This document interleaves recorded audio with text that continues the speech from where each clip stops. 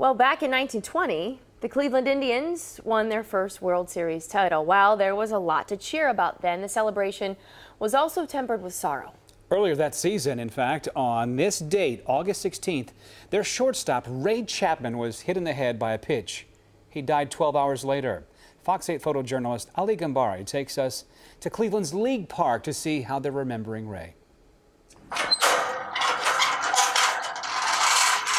You're standing on historical ground of League Park where the Cleveland Indians played the 1920 World Series.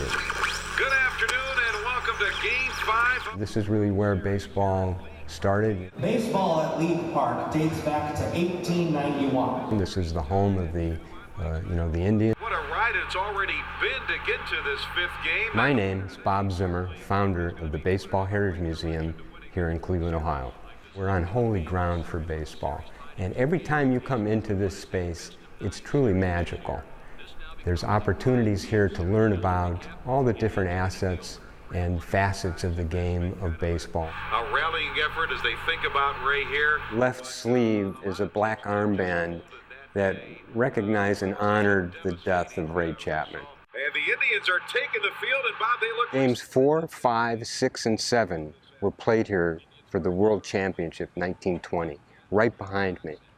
Over 100,000 people watched those games, and those games were dedicated to Ray Chapman. Indians wearing their white home uniforms, black caps, black socks, and the black C on the chest, and of course the black armband memorial for Ray Chapman, and of course the Dodgers in their traveling gray. Ray was a top-notch bunter. Chapman is 6th on the Hall of Fame list for sacrifice hits, and holds the single-season record with 67 in 1917. This very pivotal game here, we remember a lot of things that happened over the past season, and the thing, of course, that sticks out in all our minds is what happened on August 16th, 1920, at the Polo Grounds when Carl May's pitch hit Ray Chapman and killed him, died the next day. And it was something at the time. Lakeview Cemetery was a place that was designed for the living. Who was buried at Lakeview Cemetery? James A. Garfield, our 20th President of the United States, country's first millionaire and eventually became a billionaire, John D. Rockefeller. We have Eliot Ness, which many people remember him as the Untouchable. Rock and roll boogie. Alan Freed, who coined the term rock and roll. Indians are coming to bat. When it comes to the history of baseball, we have Ray Chapman. I'm Catherine Goss, President and CEO of Lakeview Cemetery. 2 on, 2 out. Top of the 9th inning. Indians lead at 8-1. They wind up by Bagby, and the pitch is popped up.